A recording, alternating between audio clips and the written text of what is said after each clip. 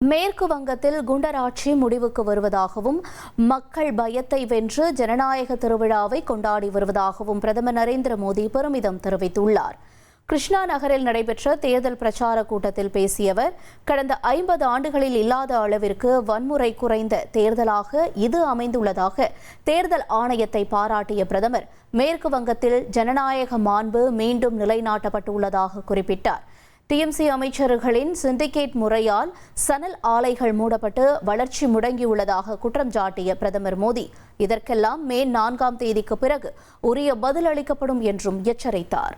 1,28,00,000 மனங்களை வென்ற தந்தி TV YouTube channel. தவிர்க்க முடியாத தம்ப்நெயில், கலக்கலான கான்டென்ட்ஸ். நீங்களும் இந்த குடும்பத்தில் இணைய இப்பவே சப்ஸ்கிரைப் பண்ணுங்க. அசுரபலம் கொண்ட எங்கள் டிஜிட்டல் கரங்களில் உங்கள் விளம்பரங்களை சேர்க்க வாட்ஸ்அப் பண்ணுங்க. 8939888838.